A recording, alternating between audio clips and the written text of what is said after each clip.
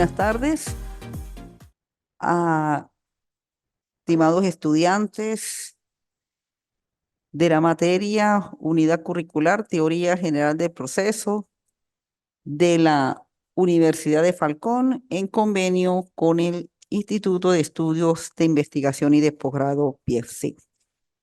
De mi parte, les doy la bienvenida al inicio de nuestras clases semipresenciales vía virtual, en la cual iniciamos en la tarde de hoy con las dos primeras unidades, Introducción al estudio del derecho procesal y la constitución del proceso. Pero previo a el inicio ya de las actividades, pues es importante saber quién es su facilitador y a lo largo del trimestre, pues iré teniendo conocimiento de cada uno de ustedes. Mi nombre, como lo indica ahí en la lámina, soy la abogada y magíster Zulay Mercedes González Contreras, de profesión abogado con experiencia profesional de 30 años y experiencia universitaria de 16, ya dentro a los 17 años como docente.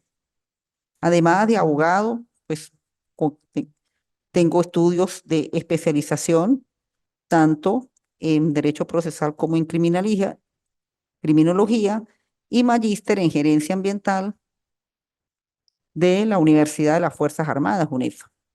Ahí, pues, encuentran mis correos, mis números telefónicos, sobre todo el celular, para los efectos del WhatsApp, para los efectos de preguntas, de inquietudes que tengan sobre la materia. Y bueno, pues hay un teléfono CanTV que ya por fin está funcionando, que también, pues, son muy convenientes las preguntas en forma, así sea por teléfono, en forma presencial, porque eso pues puede ayudar todo a entendimientos. Y observamos aquí en la tercera lámina, pues en esta presentación cómo está distribuida la materia y sus distintos formas de evaluación. Comenzamos ya que precisamente se está llevando a cabo esta misma semana la apertura de la plataforma para la presentación de la primera actividad, que es un examen escrito. Con respecto a la segunda, hay un pequeño cambio, no va a ser un ensayo, un informe, sino un ensayo, en la cual pues se hará a partir de, bueno, ya prácticamente también se encuentra en la plataforma, pero la presentación sí se comienza a exigir a partir del día 19 de febrero, aunque en fechas anteriores también la pueden presentar. Luego tenemos lo relacionado al desarrollo del proceso, que va a ser a través de informe, en la cual aquí pues sí se explicará la materia en el segundo encuentro sincrónico. Y tenemos la última unidad, la eficacia del proceso, sobre todo lo que son los recursos, la cosa juzgada y una breve referencia a el procedimiento eh, de los juicios ejecutivos, que se toca al final de la materia. Bien, previo a la presentación de la materia y a la desarrollo ya de sus contenidos, me voy a limitar a lo que es la parte de las evaluaciones, por favor. Acá esto es uno de los puntos, vamos a decir, donde interactuamos cuando estamos en esta semana de presentación de las evaluaciones. Primeramente, pues tenemos que partir de que la carrera del derecho es una carrera donde lo principal que se opera es la redacción. Quien va a ser abogado tiene que redactar. Y para redactar necesitamos saber nuestro idioma, que es el castellano, en la cual se encuentra establecido en la propia Constitución de la República Bolivariana de Venezuela, en la cual vamos a utilizarla en el día de hoy, sobre todo con respecto a lo que es el proceso y dentro de la Constitución, la trilogía y la tutela judicial efectiva. Es el castellano. Entonces, acá, naturalmente, que en la presentación de las actividades de las evaluaciones sea examen, informe, ensayo y el mismo trabajo, se tiene que tener una metodología para hacerse. Porque cuando se van a presentar los escritos ante las oficinas administrativas o ante las oficinas judiciales de las pertenecientes a la Administración de Justicia, todo lo tenemos que hacer es en castellano y siguiendo unas normas de escritura en la cual las mismas normas aparecen. Acá en el IEPSI, y eso con las distintas universidades que tienen convenio, pues se ha aplicado la norma estándar, que son normas universales, como son las reglas APA, en la cual donde más yo destaco en el APA es, por un lado, el tipo de letra que se coloque. Si se empieza con letra Arial, todo tiene que ser hecho con letra Arial. Ahí no me pueden primero poner letra Arial, poner letra cursiva, poner letra no, letra Arial. El tamaño normalmente pues es de 12, este, 12 centímetros y sobre todo el tipo de material pues se utiliza mayormente en las normas APA el papel carta. Nosotros pues como generalmente trabajamos con documentos, tanto en las oficinas públicas de El SAREN como en los tribunales de la Administración de Justicia, allí se utiliza mucho el papel sellado. Es que prácticamente por ley, el papel tamaño oficio, que anteriormente se utilizaba era el papel sellado.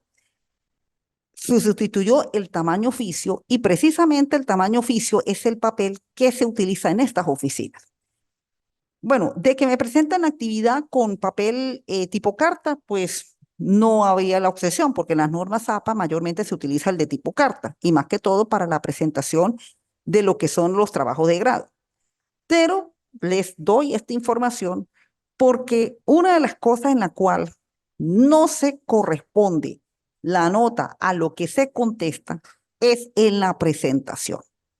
Porque así como yo califico el fondo, que es como dan ustedes cada una de las respuestas y cada uno de los criterios que se emitan, tanto en los ensayos como en los informes, igualmente yo corrijo lo que es la forma. Y la forma significa la manera como se presenta.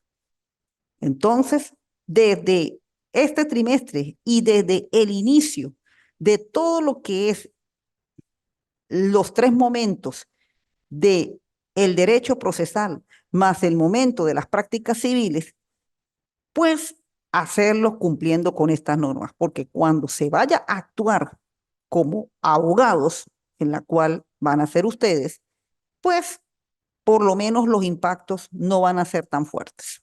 Entonces, tomemos estas reglas para que en el futuro, pues las situaciones o por lo menos el éxito profesional sea verdaderamente como lo es, un éxito profesional. Pero para ello hay que seguir todas estas normas, porque si no, a lo contrario, vienen los problemas, vienen a veces las situaciones que uno no quiere que se produzcan y por eso pues se producen estas situaciones. Entonces, ahí tienen ustedes en la planificación las fechas a partir, se presentan cada una de ellas y en la cual pues ya cuentan con su material bibliográfico, con su material de apoyo para que las lleven a cabo esta semana. Ya tienen que presentar la primera evaluación, que es la introducción del derecho procesal, en la cual pues me remito a explicar a continuación, y en la segunda,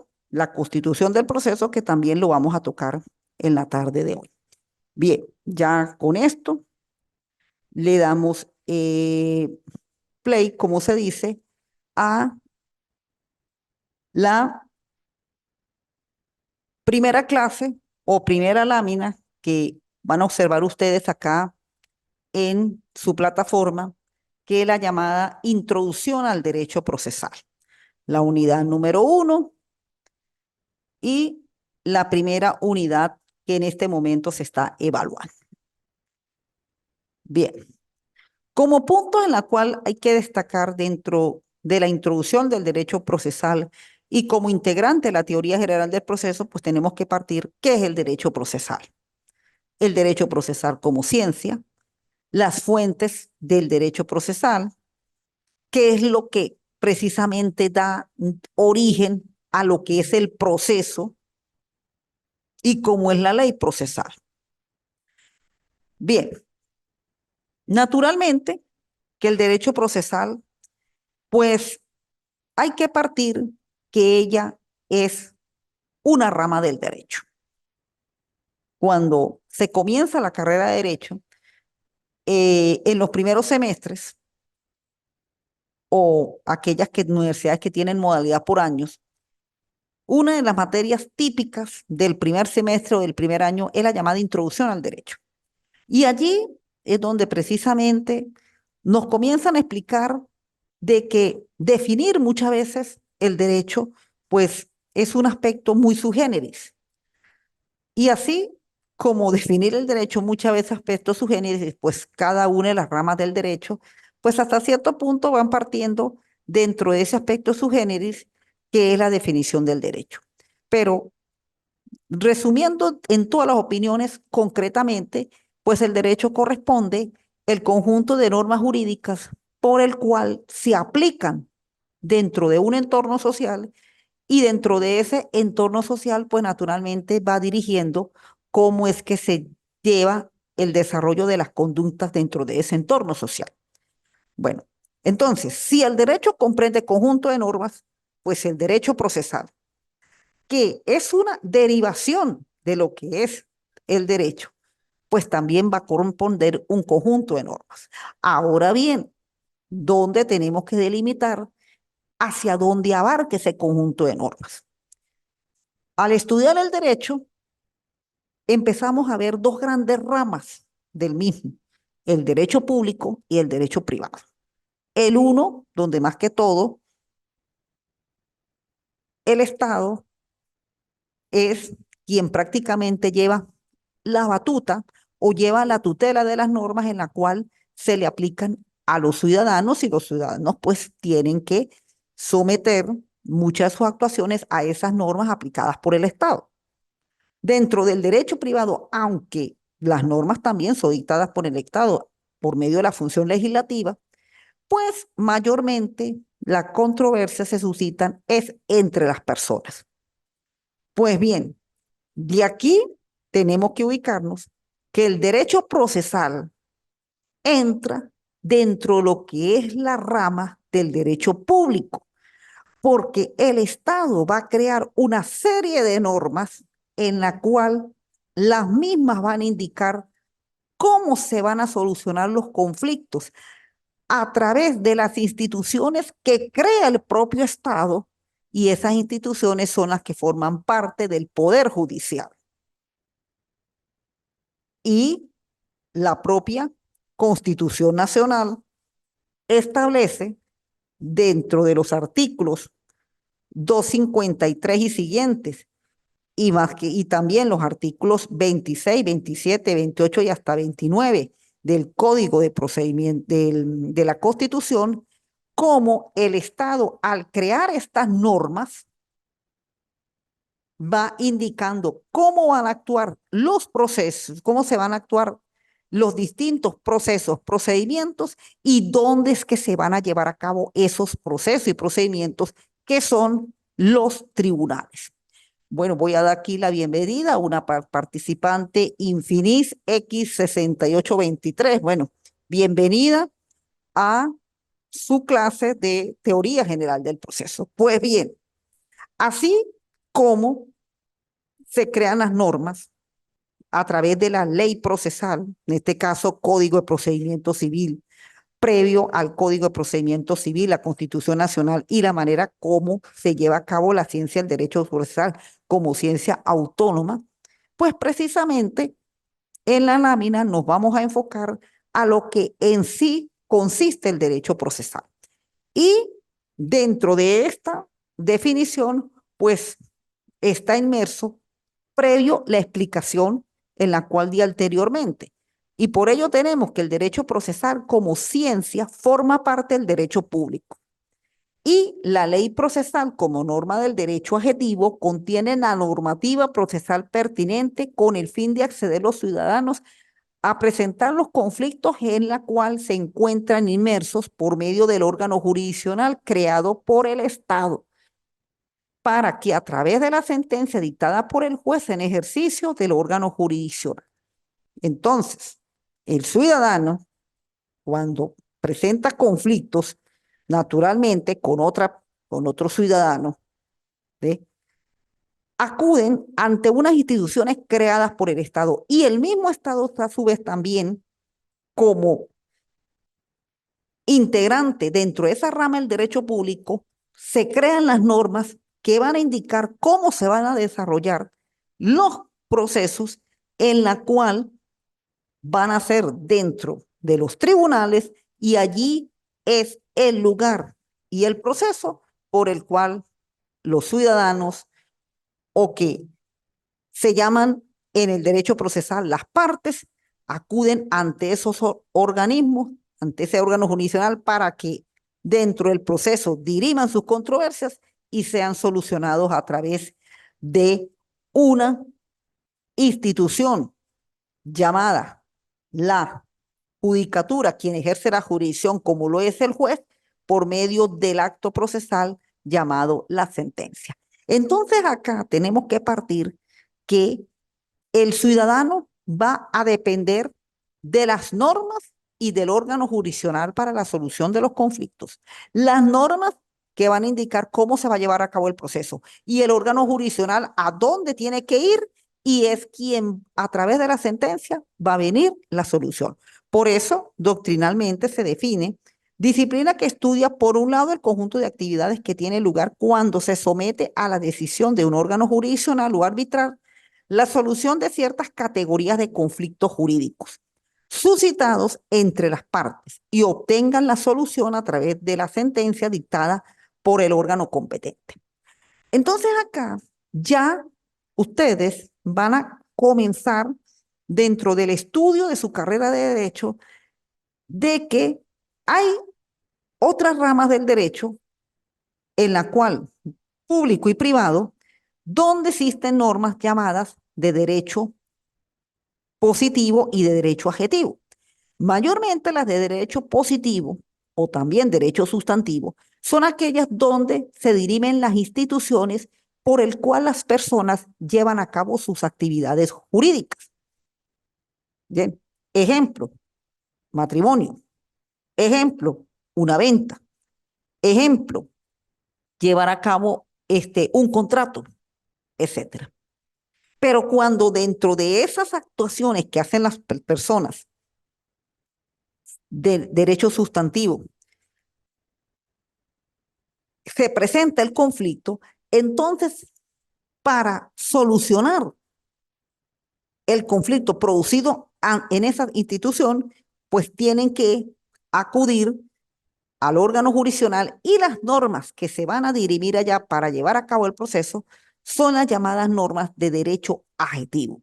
Entonces, por lo general, la ley procesal, además de formar parte del derecho procesal, la ley procesal tiene un carácter de norma de derecho adjetivo. Entonces, de allí es precisamente de que a lo largo de la carrera, pues vemos también las normas de derecho sustantivo que son las que van a alimentar, a debatirse dentro de los procesos cuando se presentan los conflictos. Bien, ¿cómo no? Sigue adelante. Bueno, aquí tenemos la presencia ya de un participante dentro de lo que es el grupo de derecho del tercer trimestre de derecho. Bueno, bienvenido y seguimos aquí con la clase. Bien, Bueno, siguiendo, pues aquí ya vamos de que dentro de las ramas y fuentes del derecho procesal, pues ellas igualmente van a tener sus ramas a través de todo lo que es la composición del mismo órgano jurisdiccional. Por eso es que cuando trabajamos en los tribunales, pues hay una diversidad de tribunales. Están los de la instancia civil y por ello mayormente se actúa con la rama del derecho procesal civil.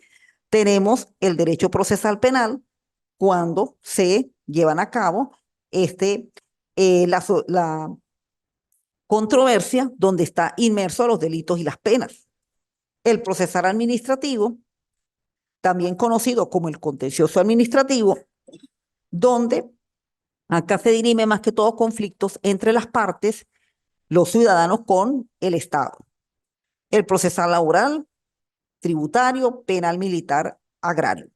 Y dentro de las fuentes tenemos fuentes primarias, que son aquellas que directamente se aplican dentro de eh, las normas del derecho procesal.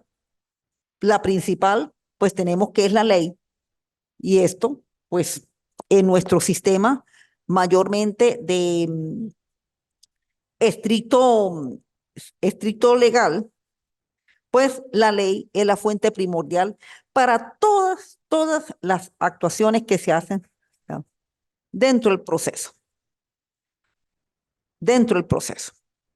Más cuando ustedes comienzan igualmente en introducción al derecho, por eso partí de la introducción al derecho, porque ella es la que nos empieza a dar las primeras guías, cómo es que se actúan las normas dentro de lo que es el campo de la justicia, el campo de la legalidad. Bueno, así como uno ve las fuentes del derecho, la ley, pues igualmente en el derecho procesal, la principal fuente pues es la ley, y para ello, pues ya a partir de esta materia y luego las materias que tienen relación con la teoría del proceso, como es el procesal 1, el procesal 2, las prácticas civiles, las prácticas penales, las prácticas laborales, el mismo contencioso administrativo, se tienen sus leyes pertinentes. Para el procesal civil, el Código de Procedimiento Civil. Para el procesal penal, el Código Orgánico Procesal Penal. Para el procesal administrativo, tenemos la Ley Orgánica del Procedimiento Contencioso Administrativo. El procesal laboral, el Código Orgánico Procesal del Trabajo. El tributario, el Código Orgánico Tributario. Lo mismo está la parte penal militar y la ley, el derecho procesal agrario, que la misma ley de tierras, allí tiene establecido el procedimiento agrario. Y hay una fuente que sobre todo se utiliza mucho en los momentos de dictar las sentencias y que a nosotros nos ayuda bastante a los efectos de ir dándole forma a la aplicación de las instituciones del derecho, como lo es la jurisprudencia. La jurisprudencia son las decisiones emanadas de los tribunales de justicia. Pueden ser tribunales de instancias, puede ser incluso el mismo Tribunal Supremo de Justicia. Entonces, es una de las fuentes que es muy utilizada. Es más, las mismas sentencias del Tribunal Supremo de Justicia en su sala, sala de casación civil, sala de casación penal, casación social, político-administrativa, la sala electoral y la sala que lleva a cabo la interpretación precisamente del sentido de las normas, como lo es la sala constitucional, muchas veces esas sentencias se han convertido en sentencias que derogan hasta normas que, producto de la colisión que hay con la Constitución, pues esas sentencias pasan a ser incluso sentencias que derogan el contenido de ciertas normas, por lo menos con respecto a las competencias. Ya ahí han aparecido sentencias donde se está llevando a cabo los ensayos del nuevo proceso civil, que sí hubo la primera discusión del nuevo Código de Procedimiento Civil, que es el que nos falta todavía por colocarlo a la realidad constitucional, en la cual tiene una primera discusión. Sin embargo, algunas sentencias del Tribunal Supremo de Justicia pues están tratando de por medio de estas sentencias, ir adecuando los procedimientos a lo que va a ser el Código de Procedimiento Civil, el nuevo procedimiento civil con sus dos circuitos, el circuito de sustanciación y del circuito de juicio, con las distintas instancias, para que así el proceso civil pues ya tenga ese carácter constitucional en la cual debe tener todos los procedimientos.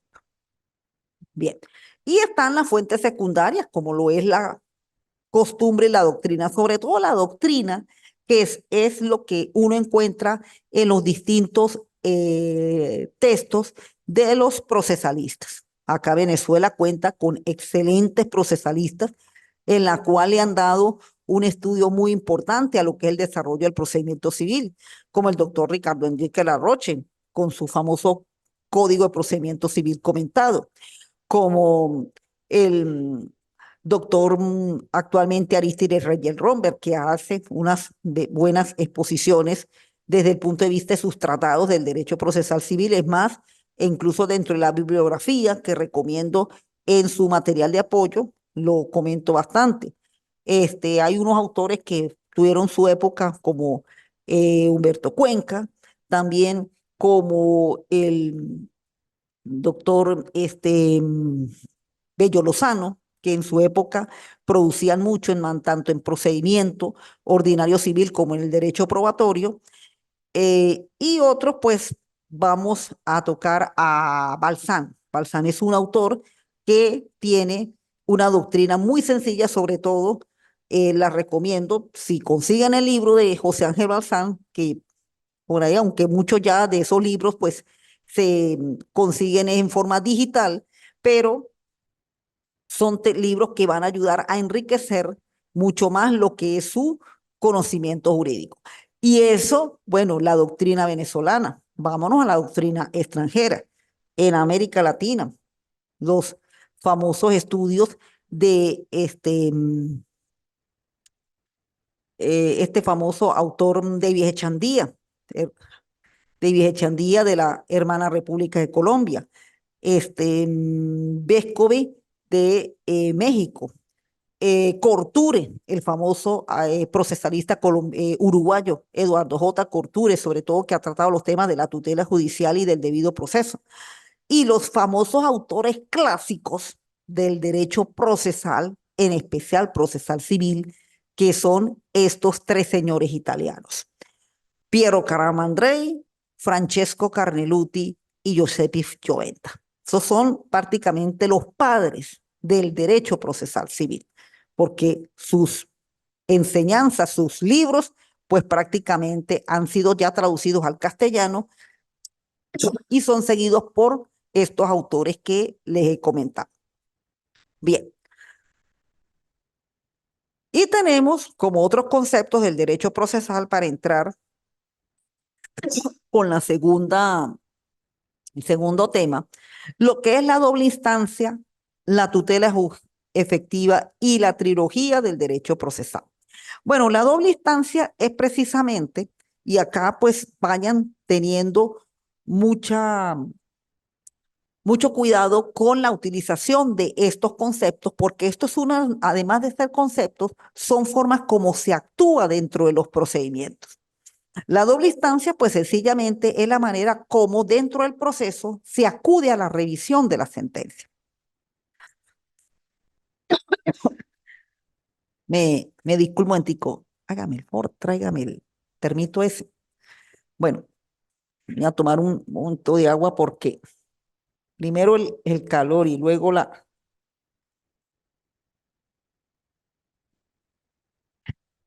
el ambiente, pues lo pone a uno a veces un poquito medio incómodo. Entonces, este es el sentido por el cual cuando se desarrolla el proceso, se va a una solución del mismo. ¿Ello en qué se traduce? En el dictar una sentencia.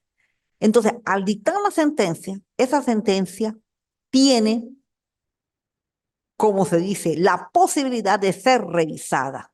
Y al ser revisada es cuando se acude a la instancia superior. Por eso se habla de la doble instancia. En el procesal 2, ustedes van a aprender lo relacionado con la demanda, que es el inicio del proceso, porque para llegar al órgano jurisdiccional, pues eso se llega con algo. Eso usted no va a llegar allá y lo va a atender un funcionario, no. Usted para comenzar, como se dice, a ser parte e iniciar lo que es el proceso por medio del beneficio o del derecho constitucional de la tutela efectiva, eso se hace a través de una demanda. Entonces, por medio de la demanda es que ahí es donde se va a dirimir el conflicto, que es lo que se va a pedir, que es lo llamado la pretensión, y sobre eso es lo que va a decidir el juez, sobre esa pretensión que se acuda. Por supuesto, ustedes en su en el transcurso, por lo menos hasta ahorita, están empezando con la teoría del proceso. Luego vendrá el procesal 1, el procesal 2, paralelamente van a ver el derecho probatorio, porque todo lo que se argumenta hay que probarse. Y esa es la esencia precisamente de lo que somos abogados litigantes. ¿Por qué somos abogados litigantes? Porque actuamos en un litigio, actuamos dentro de una litis y esa litis tiene que, naturalmente, si hubo traba de ella hay que destrabarla. ¿Y cómo se destraba? Se destraba es con el medio probatorio. La tutela efectiva, bueno, es precisamente cómo el ciudadano acude a los órganos de la Administración de Justicia. Y ese, precisamente, manera de acudir a los órganos de la Administración de Justicia, eso se hace por medio de una acción, a través de una acción. Y es tan así que la propia norma del artículo 26 lo establece: toda persona tiene derecho al acceso a los órganos de la Administración de Justicia para hacer valer sus derechos e intereses, incluso los colectivos o difusos, a la tutela efectiva de los mismos y a obtener con prontitud la decisión correspondiente. Fíjese que acá el constituyente en 1999, cuando se redactó esta norma, prácticamente dentro de la tutela efectiva es donde van a hacer la llamada trilogía del derecho procesal. Primero, el acceso a dónde, a los órganos de la Administración de Justicia. Dentro de los órganos de la Administración de Justicia, precisamente se va a llevar a cabo las actuaciones para hacer valer los derechos e intereses, incluso colectivos y difusos. Allí es donde precisamente va a entrar la figura del proceso. ¿Por qué? Porque esos derechos e intereses que se van a ventilar en ese órgano de la Administración de Justicia, quien ejerce la jurisdicción, él lo va a hacer a través de una serie de actos, que esos actos en su oportunidad los vamos a dar, que son los llamados actos del proceso, actos procesales. ¿Sí? Y llevando a cabo ese proceso, va a tener la sentencia, que es donde el juez en ejercicio de la jurisdicción la dicta. Y esa sentencia es la que le va a dar solución a ese conflicto. Entonces, tácitamente, dentro del propio artículo 26, en su encabezamiento, nos está indicando el acceso, el proceso y la jurisdicción por medio de la sentencia con la solución al conflicto. Y luego, bueno, también dentro de lo que es la función del Estado y por qué el derecho procesal es una rama del derecho público, tenemos que el Estado garantizará una justicia, bueno, gratuita, accesible, imparcial, idónea, transparente, autónoma, independiente, responsable, equitativa y expedita, sin delaciones indebidas, sin formalismos o reposiciones inútiles. Bueno, mira, acá, este, bueno, pronto pues están saliendo ya promociones de las instituciones que han celebrado los convenios con el IEPSI. Y es importante que aclaremos algunos puntos, porque naturalmente para 1999, sí, la vida venezolana pues tenía una situación pues, vamos a decir, muy distinta a lo que tenemos hoy en día. Aquí veo al chico, pues veo que usted es de este siglo, nació en estos años del 2000 en adelante. y por lo tanto, pues lo que conoce es la Constitución del 99, es la que está aprendiendo y es la que tenemos vigente. Cuando se redactó esta Constitución, que fue a través de un proceso constituyente, hubo la elección de los diputados, todo ello, pues Venezuela sí de verdad podía cumplir muchas de estas cosas, sobre todo el punto de la gratuidad. Y acá me voy a detener un poquito, todavía podemos dar el segundo tema, porque sucede que en este momento los órganos de la Administración de Justicia, y prácticamente no solo la Administración de Justicia, es la administración pública en general, la gratuidad es uno de los atributos que está suspendido. No es que esté derogado, no, esto no está derogado, está suspendido. En el Poder Judicial, ¿qué es lo que está sucediendo? En el Poder Judicial, pues en el momento en que se utiliza, en que se accede, pues hay que hacer la inversión. Y ustedes como futuros abogados y quienes en este momento ejercemos la profesión de abogados, pues tenemos que ser muy claros con los clientes. Porque así como cuando la persona va a donde un médico y el médico habla de operación, pues ya en Venezuela estamos viendo que preparar una operación, pues si la persona tiene seguro, ok, el seguro le puede cubrir una parte, pero muchas veces usted tiene que completarlo esa operación del seguro a través de rifas, a través de vendimias. Ya uno oye todos los fines de semana hay una vendimia en tal parte, profundos para la operación de fulano, para la operación de este, para la operación de esto, para la operación de esto. Pero si a través de lo que es la salud, el cuerpo humano, que es lo más sagrado que tiene el ser humano y que es el motor de la vida. Ahora, el tema de la justicia, pues también está llegando a eso. Ya la justicia se convirtió en un elemento por el cual hay que invertir. Los demás principios se siguen manteniendo. Demorados o no, sí, porque eso de es accesible, sí. Imparcial, sí. La gratuidad está suspendida. Pero aquí, en cuanto a sin dilaciones, mira, las dilaciones, pues en este momento nos encontramos aquí en el estado Táchira, sobre todo en lo que es el circuito del municipio San Cristóbal, donde hay varios tribunales que no hay jueces. Y si no hay jueces, la justicia se para.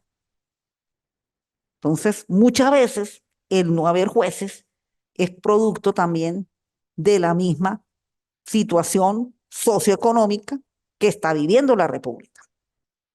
Entonces, estamos viendo en este momento, ya finalizando el mes de enero, hoy termina precisamente el primer mes del 2024, y hay algunos tribunales que no cuentan con jueces. Ello atenta precisamente este principio de las dilaciones, porque demora cada día el proceso, y el proceso es para que se haga lo más breve posible, lo más pronto posible, no que haya una demora en la solución de ese conflicto. Ajá, sin formalismo, reposiciones inútiles. Es decir, tratar de que no hacer tan largos para que no se produzcan actuaciones en las cuales hasta cierto punto son ineficaces.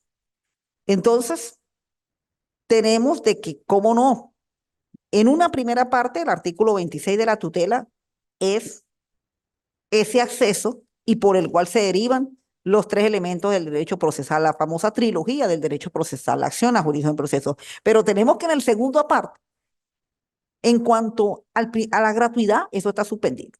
Aquí, por cada actuación se cobra. Hasta en las jurisdicciones que eran gratuitas por excelencia, como la jurisdicción laboral, ya por una demanda para admitirla, usted tiene que disponer de un dinero. Si no tiene el dinero, la demanda no se la admite. Tan sencillo como eso.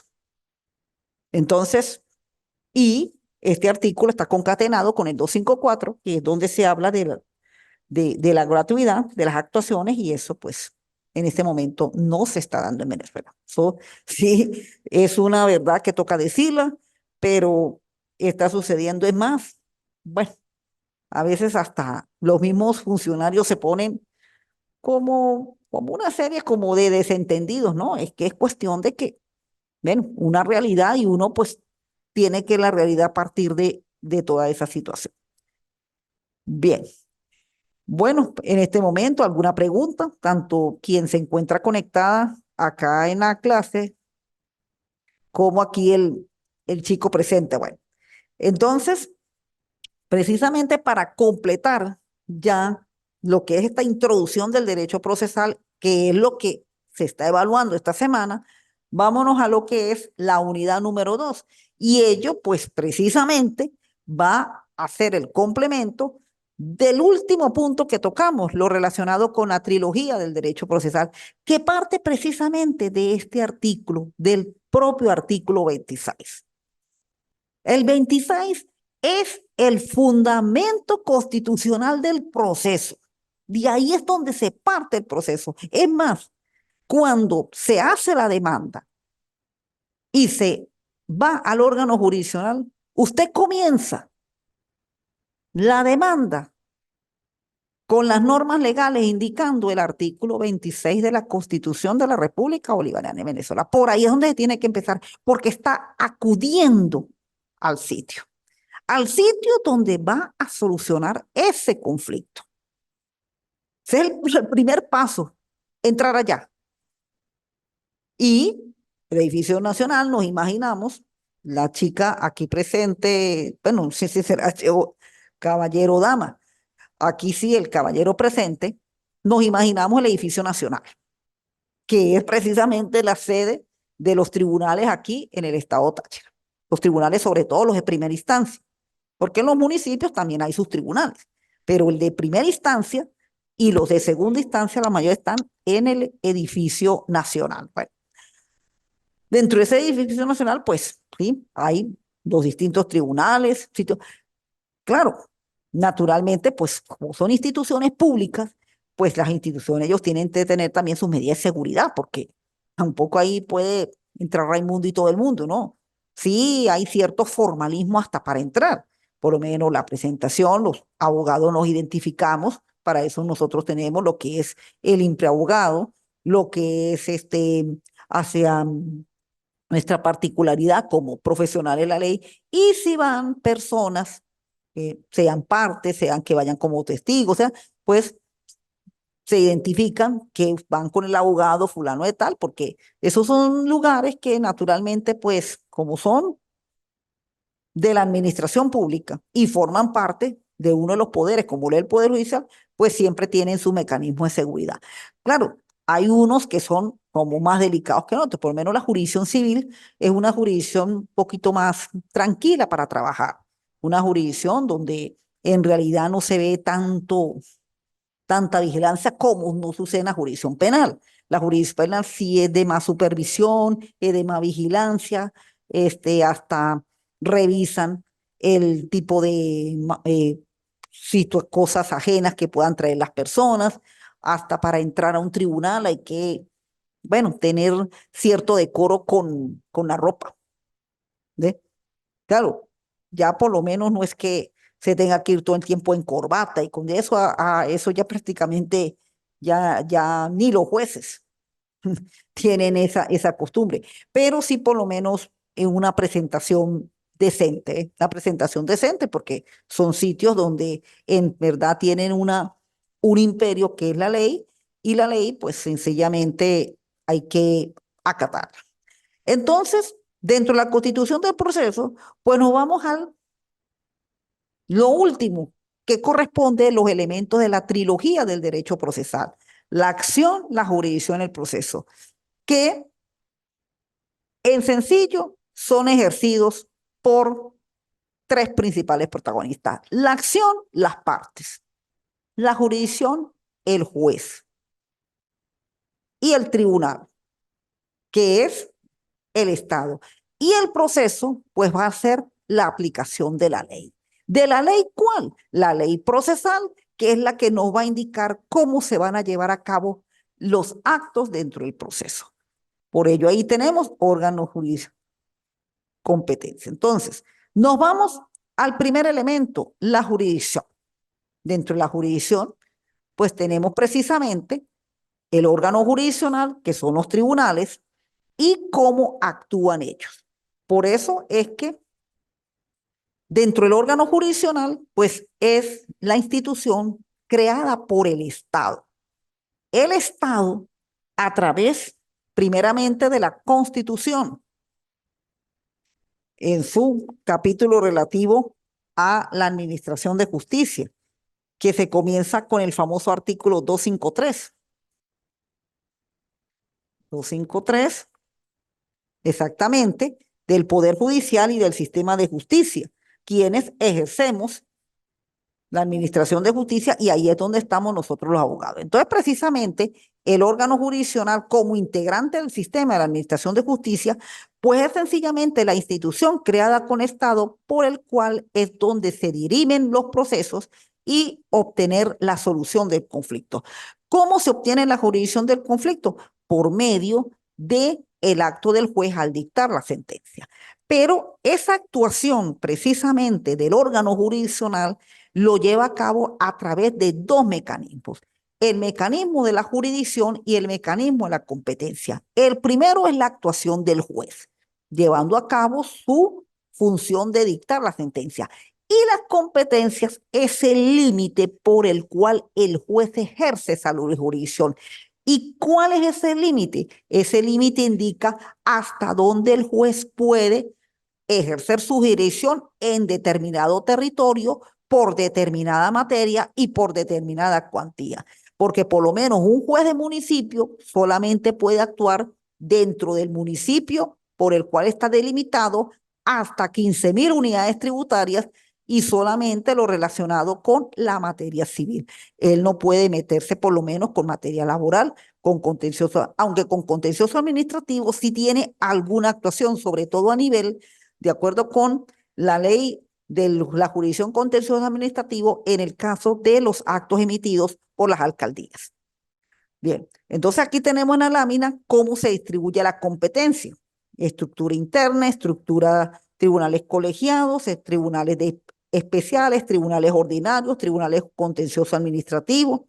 Tenemos los inferiores, los juzgados superiores, primera instancia, segunda instancia y municipio, y el máximo tribunal de la República, que es el Tribunal Supremo de Justicia, en el caso del procedimiento civil, la Sala de Casación Civil. Bueno, la jurisdicción, la competencia, bueno, la manera como actúa el juez, tanto civil, penal o administrativa, cómo ejerce la jurisdicción, esa función de administrar justicia. Pero y su administración de justicia se la delimita en la competencia, que ahí está en su lámina, a partir de qué artículos del Código de Procedimiento Civil se establece, mayormente del 28 en adelante, sobre todo con la materia, y en el artículo 40 hasta el 44 con el territorio, porque el territorio va a determinar hasta dónde es que va a actuar el juez, sea de municipio, sea de primera instancia. Bueno, tenemos el elemento de la acción. La acción ya le corresponde a las partes, y precisamente es donde se comienza a ejercer la llamada tutela efectiva. Consiste en el poder reclamar la tutela judicial de un determinado derecho concreto ante la jurisdicción, ante los tribunales. Por lo tanto, el reclamar el derecho ante el órgano jurisdiccional y obtener como resultado del proceso una sentencia. Entonces, cuando se actúa a través de la acción que lo ejercen las partes, más adelante ustedes van a ver que las partes tienen que tener ciertos requisitos para actuar. Tampoco es que la persona puede ir cualquier persona, no. Primero, tiene que tener una legitimación activa y una legitimación pasiva, es decir, que ellos estuvieron dentro de un negocio, dentro de un acto jurídicamente válido y que se encuentra en la ley. Y segundo, pues tiene que haber entre ellos verdaderamente cualidad e interés para interponer la acción. De lo contrario, se puede producir una falta de cualidad, y esa falta de cualidad podría llevar a una inadmisión de esa actuación que hace por ese tribunal. Por eso, esa acción, ¿en qué se materializar? Se va a materializar en una pretensión en donde precisamente en la pretensión, basado en el interés, basado en la legitimación, basado en la cualidad, es precisamente lo que lleva a las partes a interponer su demanda ante el órgano jurisdiccional. La pretensión se indica en la demanda. Y la misma, pues precisamente tiene que ser derivada por una actuación jurídico-material que ella realizó con otra persona. Por lo menos, si se va a demandar por un divorcio y la pretensión es la disolución del vínculo, tuvo que haber existido un matrimonio de esa persona con otra persona. ¿Y a quién se demanda? Se demanda es al otro cónyuge. Bien, bueno. Y el proceso, pues el proceso ya viene a ser la manera por el cual se llevan a cabo los actos en que actúan las partes. Se interpone la acción, ella se materializa con la demanda. Entonces, llevar a cabo todo el desarrollo de esa demanda hasta obtener la sentencia por medio del juez, eso se va a llevar a cabo a través de un proceso. Y el proceso, pues sencillamente son los distintos actos procesales establecidos en la ley procesal, el Código de Procedimiento Civil. En el libro segundo es donde ya vamos a aprender, se va a aprender cómo se lleva a cabo el procedimiento, cómo es que se demanda, qué requisitos de la demanda, la admisión, la citación, el ejercicio de la defensa de la otra parte, si se produce una traba de la litis, la apertura de las pruebas, una vez argumentado y probado, conclusiones y el juez debatirá quién sí tiene la razón o no tiene la razón, todo de acuerdo a lo argumentado y a lo probado. Entonces, todo eso se lleva a cabo es dentro del proceso, que él mismo está indicado en las normas del derecho procesal. Ahí tenemos que el proceso, por lo general, se desarrolla a través de unos principios y esos principios se encuentran en las primeras normas del Código de Procedimiento Civil y la misma Constitución. Por ejemplo, la tutela efectiva. La tutela efectiva es uno de los principios básicos del proceso. No los principios básicos del proceso. Cuando usted actúa ante el órgano jurisdiccional y se ejerce la tutela efectiva, ya de ahí el tribunal tiene que garantizarle por lo menos la entrada. La entrada tiene que garantizarle, recibirle la demanda, diarizarla, admitírsela, oírlo. Por eso la tutela será el oír y la oportuna respuesta. Entonces, ahí ya tenemos que eso es uno. Estamos también lo que es el contradictorio, la economía procesal, el derecho a la defensa, el debido proceso, la igualdad de las partes, porque en el momento en el cual entra el otro, ambos tienen el acceso al expediente, ambos tienen el acceso a la información y a las actuaciones que ahí se llevan a cabo. Eso no se puede realizar bajo etapa sumaria, eso tiene que realizarlo bajo un debido proceso. Por eso toda sentencia que se lleve a cabo en contra de los principios constitucionales y legales son sentencias que son susceptibles de anulación, es decir, de por sí deben ser declaradas nulas.